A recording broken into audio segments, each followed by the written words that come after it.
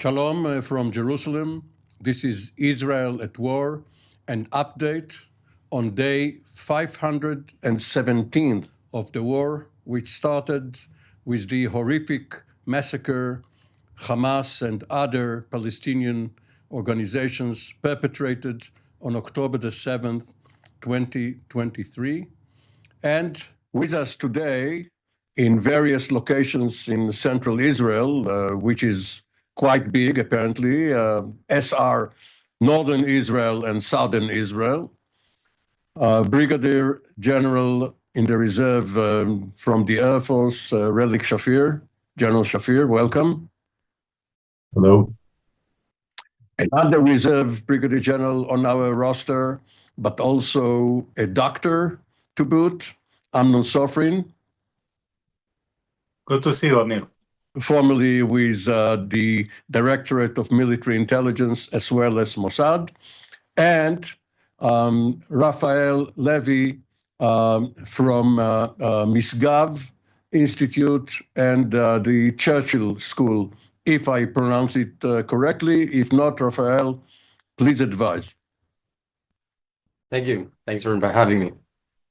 Thank you, all three of you. So, General Sofrin, considering that President Trump, on the one hand, met with the 8 hostages released over the last year or so, and was very sympathetic, and as the White House announced, listened very attentively, and then came out with a statement in which he sympathized with the suffering and also threatened Hamas that if they do not release all the other hostages, they will be punished. But at the same time, one of his envoys, Adam Buehler, met with Hamas officials, probably in Qatar, and negotiated directly with them, maybe only for the release of the American hostage, Idan Alexander, the dual national, and the bodies of other dual nationals held by Hamas, but maybe on broader aspects of a deal, including the withdrawal of the IDF from Gaza, the end of the war, and perhaps the exile of Hamas leadership, not the entire population of Gaza, not this time around. The other issue, which we will get into a bit later, is the first move by the incoming Chief of Staff of the Israeli Defense Forces, Lieutenant General Eyal Zamir, in making important appointments at the top of the IDF. What's your view? I think that we have to look at the broader picture and make it short as I can. First of all, the leaders of the Arab League convened in Cairo on 2 days ago, and they came out with, in fact, assuring the proposal that was presented by Egypt together with Bahrain and Saudi Arabia. That means that Gaza Strip will be controlled by the Palestinian Authority, but through a government that will be built on technicians coming out from people of Gaza, and with the assistance of people of nations, Arab nations like Saudi Arabia and UAE, and together with international presence, and that will held. They didn't speak about dismantling Hamas. They didn't speak about the future of Hamas, and of course, they didn't speak about exiling all the people out of Gaza because they don't agree with that. On the other hand, President Trump is sticking to his own agenda and commented only with one sentence. He says, people cannot live in Gaza in this situation.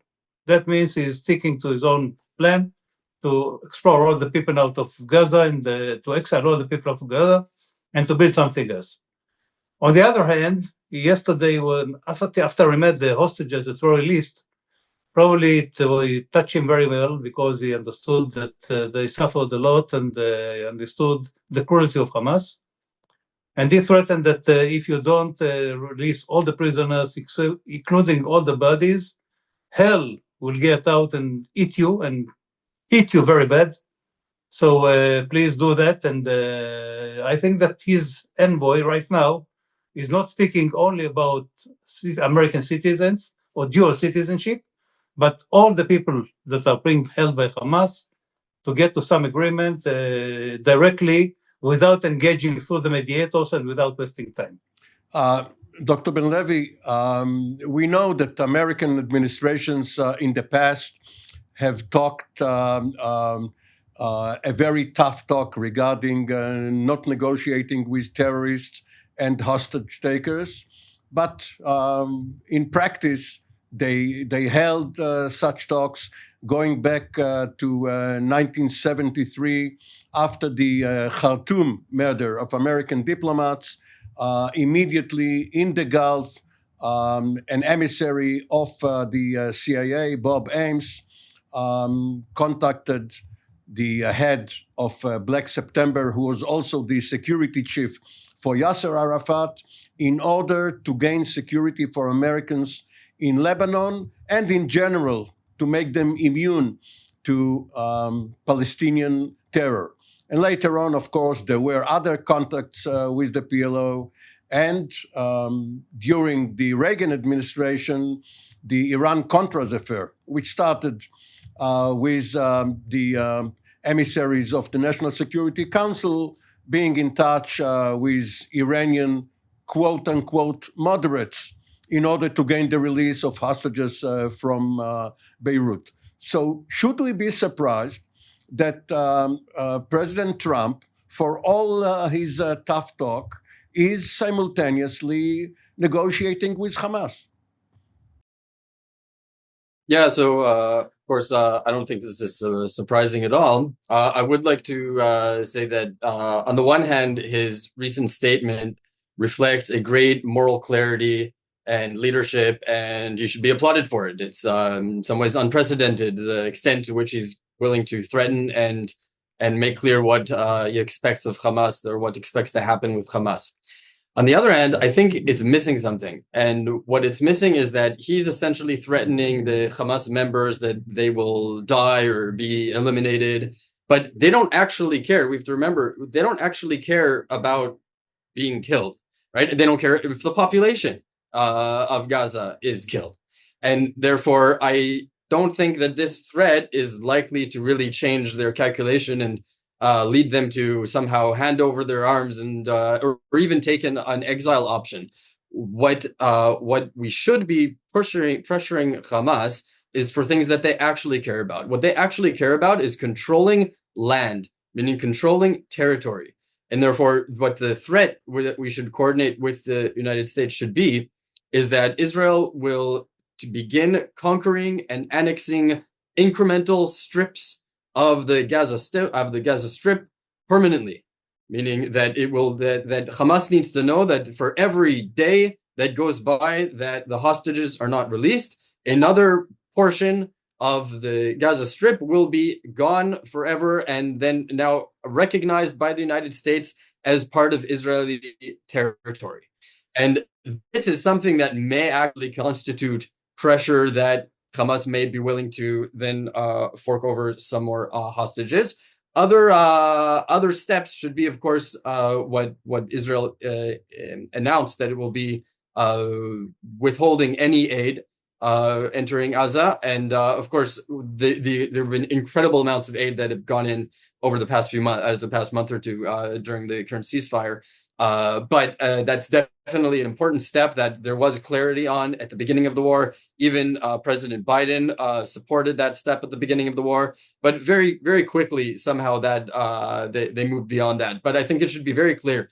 What Trump is saying is that it is unacceptable that the hostages continue to be remain there, and he is trying to encourage Israel to take every step possible to pressure Hamas to release them. And I think we need to think a little bit out of the box and try things that haven't been tried yet over the past year and a half.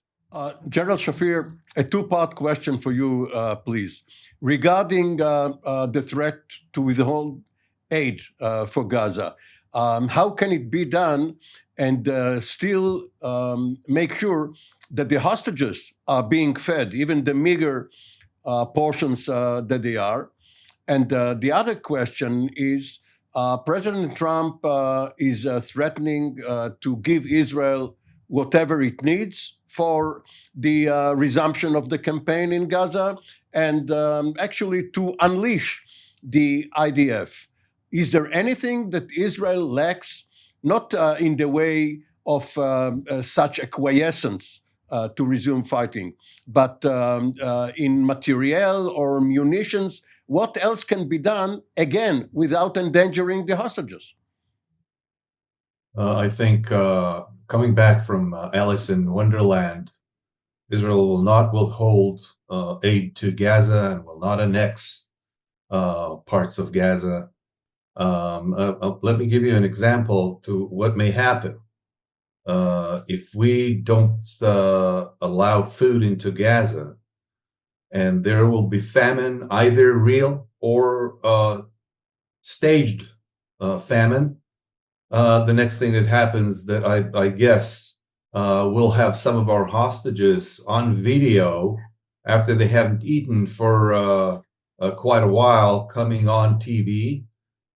We can have a Turkish ship, let's say Marmara, with Turkish warships sail into Gaza to bring in food. And I think Egypt and Jordan will not stand by.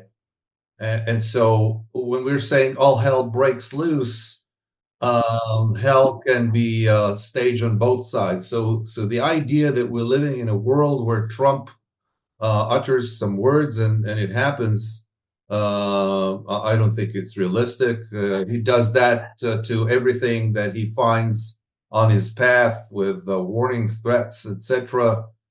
Sends Elon Musk to threaten Europe, threaten other establishments within the U.S. So this is not really taken seriously. And I think the Egyptian suggestion, perhaps with some more limitations on Hamas, is actually the only accepted or possible solution. Annexing Gaza by Israel will not be accepted by the Israeli public and will cause an uproar in Europe.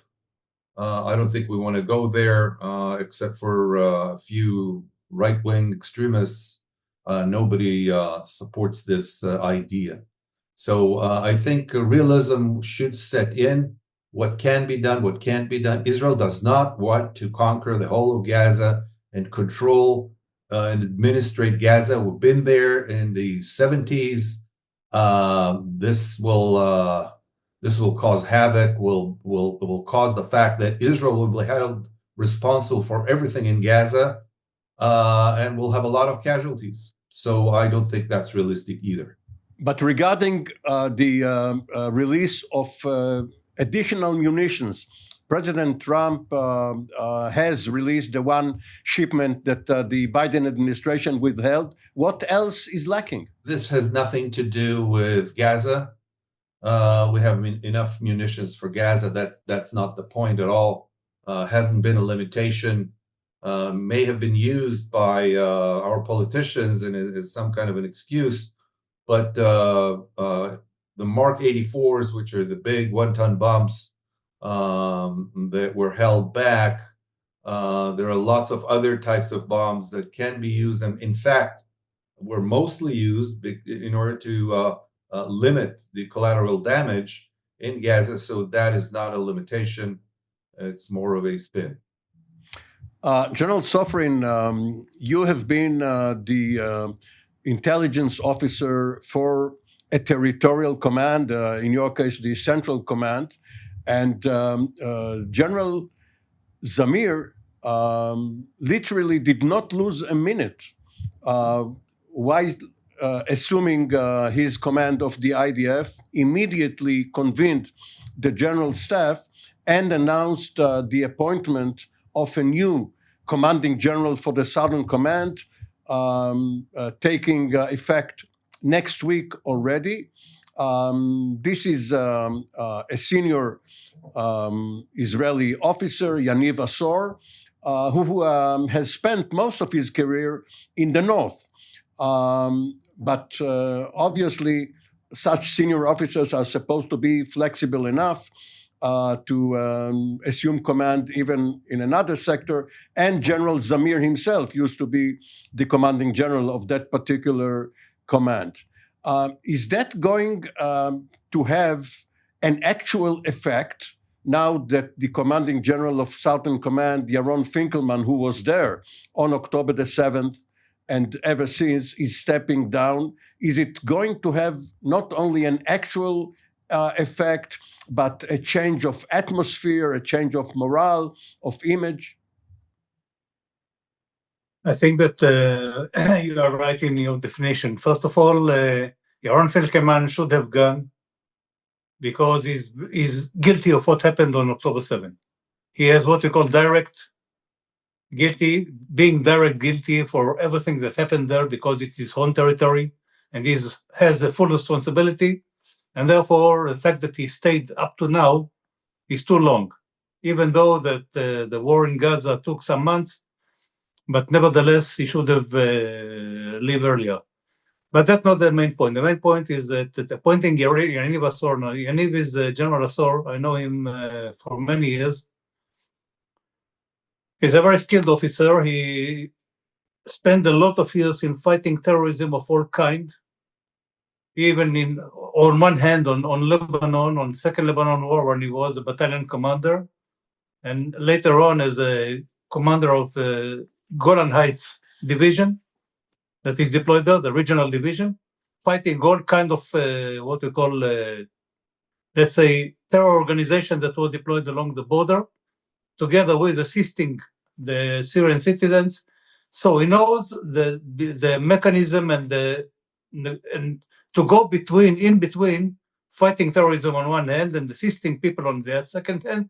And I think that the experience he gained on these assignments is very efficient and will be very helpful in his job as commanding general of the Central Command. And I think that the nomination is first of all signs that I'm going to bring an experienced man who gained a lot of experience, who've been a general at the general headquarters, and now is going to command units at the field, and he brings another spirit and another atmosphere. And of course, this is going to be a big change in the Southern Command. Dr. Ben Levi, 4 of the key figures in the defense establishment who were on watch on October the 7th are now gone. Defense Minister Gallant, Chief of Staff Halevi, the Director of Military Intelligence Haliva, and next week, General Finkelman of Southern Command, as well as a more junior officer, the divisional commander of Gaza, Brigadier General Rosenfeld. How do you think this is being looked at in the region, directly by Hamas or even by Hezbollah, by Iran? The fact that Israel has changed its top military command, does it appear to them to show weakness or strength or whatever? Yeah, well, I think that the shaking up of personnel at the highest levels of the IDF does in fact reflect a change in attitude. I think it also reflects of the desire on the political leadership to have a general staff who is more aligned with their goals of the war and how they would like to see us progress entering the next phase of the war. It was clear that there were certain tensions between General Halevi and Major General Halevi and the political establishment. And I think part of this also speaks to what we were talking about earlier about the ability of the IDF and the willingness to conquer territory and hold territory. Now, we need to differentiate between my proposal that I mentioned earlier about annexing incrementally small parts of the Gaza Strip in order to pressure Hamas, and the way that Israel goes about fighting the war. which will require it to conquer and hold territory. And one of the tactics that has been used over the past year and a half has not been that, but rather to sort of make incursions into various areas and very purposely then pack up and leave. And I think this is, it would be unrealistic to just go back and try the same thing that we've been doing before. I think now the tactics are going to change, and the idea will be that Israel is going to conquer and hold territory. Now, in the tactical level, this will translate then to whatever it is the next step needs to be. But I think everyone understands that there is no one that is capable or willing to oust Hamas from power than the IDF. And I think after a year and a half of incursions, while simultaneously handing over aid to Hamas in order to, which allowed them to stay in power, that strategy is not working. And part of the shakeup in personnel is so that we can now go and try something different. And that different strategy is going to be, to my understanding, that the IDF will conquer and hold territory and eventually aim to imposing military rule by the IDF. And then that will allow us to then enter another phase where we can find new political arrangements of localized Arab self-rule within Gaza Strip. But I don't see any way of jumping over this intermediate phase of Israel controlling it militarily, because otherwise any type of technocratic government that the Egyptians propose or anyone else talks about is missing the fact that the Hamas still has the power and they still have the guns. And if that's the case, then the same thing that we tried 20 years ago, leaving Gaza Strip and handing it over to the Palestinian Authority, just to see Hamas take it over from them, would repeat itself. And I think that is also clear, and I think the Israeli public also understands that.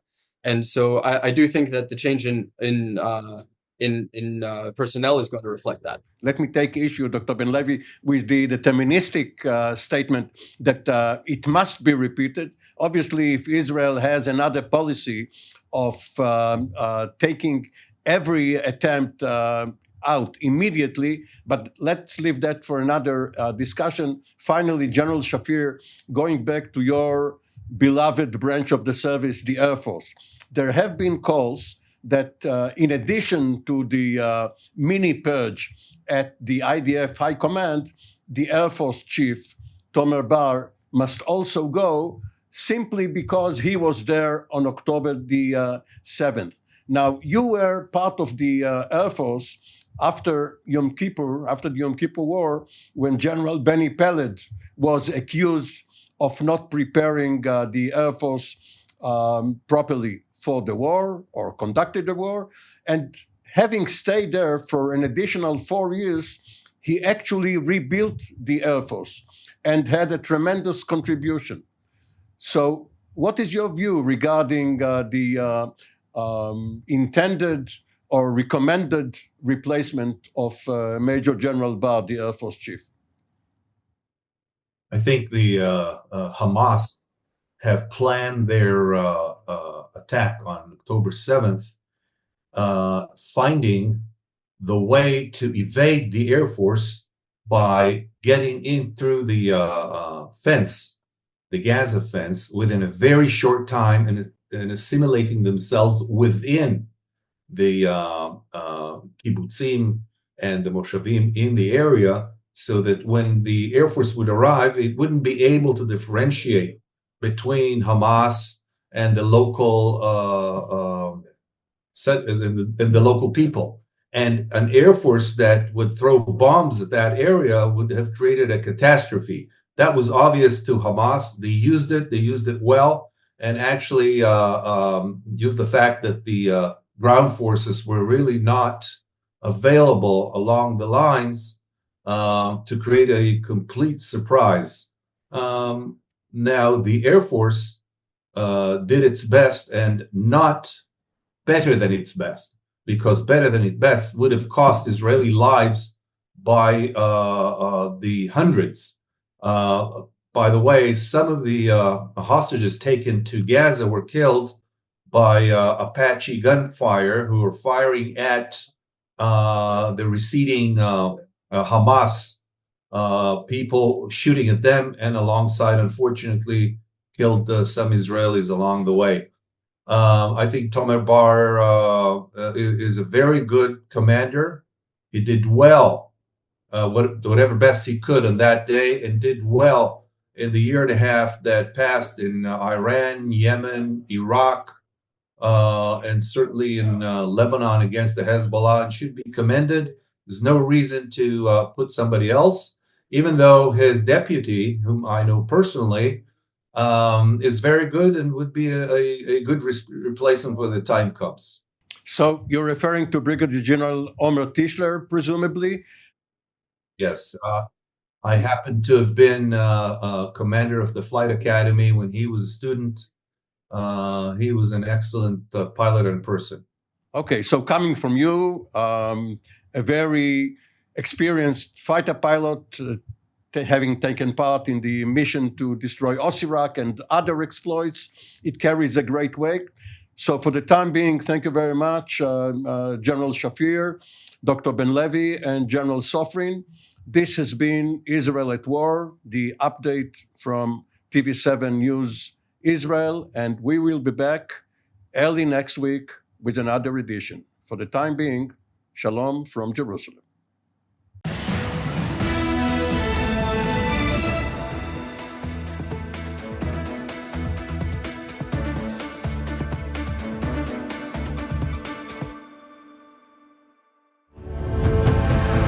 The Middle East, home to the cradle of civilization, retains a reputation from time immemorial as one of the most complex, conflict-ridden regions of the world. A cluster of nations, religions, powers, and influences, Mideast intricacies pose conundrums to even the most astute individuals. Bombarded daily, indeed every minute, by a barrage of information, some accurate, yet most of it less so, TV7 Israel invites you to watch and hear some of the most knowledgeable experts, most of who partook in creating policies shaping this region today. Join us for Jerusalem Studio every Tuesdays and Fridays for content that truly matters. For more of TV7's productions and editorials, we invite you to visit our website at www.tv7israelnews.com.